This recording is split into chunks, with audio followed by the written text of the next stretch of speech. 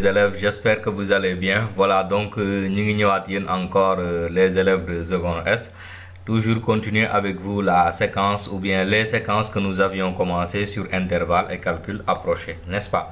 Maintenant, on va prendre la séquence numéro 2. Donc, on va parler du centre, du rayon, de l'amplitude des intervalles. Donc, pour les deux types d'intervalles, que ça soit un intervalle borné ou bien un intervalle non borné. Allez, on y va. Donc, pour les généralités, on dit soit donc un intervalle borné AB. Donc, qu'est-ce qu'on a? Le centre de classe qu'on note C est toujours égal à la somme des bornes, donc sur 2. Et le rayon, c'est la différence des bornes, mais on prend la borne supérieure moins la borne inférieure sur 2. On peut aussi l'écrire A, c'est-à-dire l'amplitude sur 2, parce que l'amplitude est égale à B moins A, donc la borne supérieure moins la borne inférieure, n'est-ce pas? Voilà, donc on peut aussi prendre un intervalle non borné, donc qui est la réunion de deux intervalles, donc comme moins l'infini, C union D plus l'infini. Donc en considérant donc C et D ouverts, qu'est-ce qu'on a? On peut avoir un centre de classe qu'on va calculer en mettant C plus D divisé par 2 et un rayon qu'on va avoir en notant D moins C divisé par 2. Du coup, ça nous donne un petit tableau que vous allez sûrement reconnaître et c'est un tableau qui sort beaucoup dans les exercices. Je vous demanderai bien de suivre ça, comme ça vous comprendre que c'est pas très compliqué. Hein? Donc on vous dit que il y a 4 formes d'écriture possibles pour un intervalle.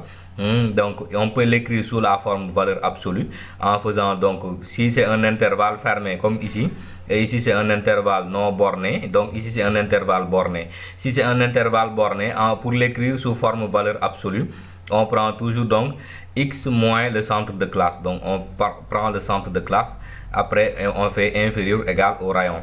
Si c'est inférieur ou égal, si c'est strictement inférieur aussi, donc on met strictement, ou bien si les bornes sont ouvertes, hein, donc là on met directement chose comment ça s'appelle, les inégalités strictes, n'est-ce pas?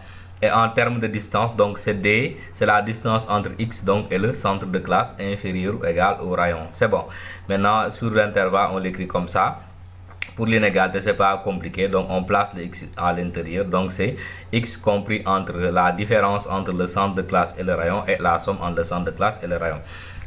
C'est ça qui est un peu plus sensible quand même. Si on a un intervalle comme ça, ou bien si on a une écriture valeur absolue comme ça, pour le traduire sous forme de distance, donc sachez que on a valeur absolue de x moins c prime supérieur égal à R', donc en termes de distance, c'est la distance entre le centre de classe et le rayon, donc à la distance entre x et le centre de classe plutôt supérieur égal au rayon, c'est bon.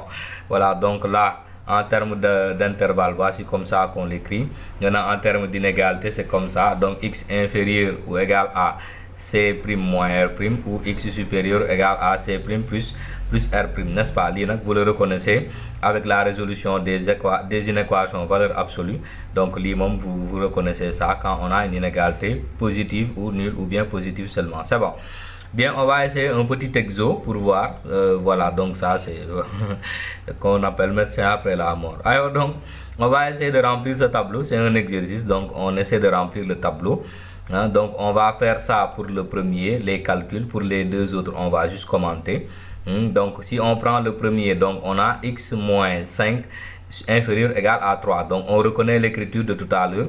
Ici on sait déjà que c'est un intervalle fermé, n'est-ce pas? Montant inférieur biam. Inférieur c'est un intervalle borné.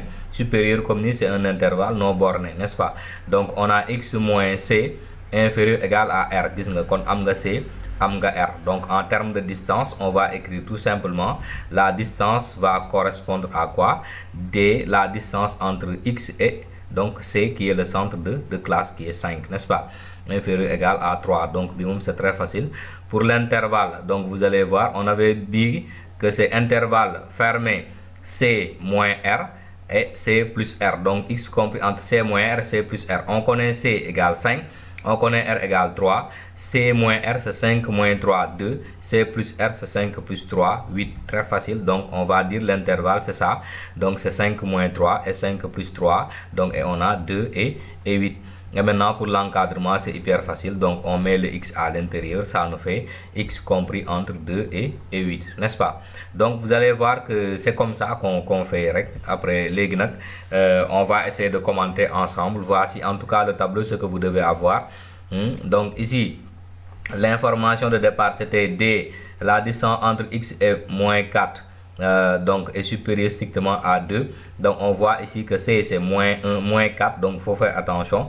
Comme c'est x moins C, donc c'est x moins 4, ça fait x plus 4 supérieur strictement à 2, n'est-ce pas?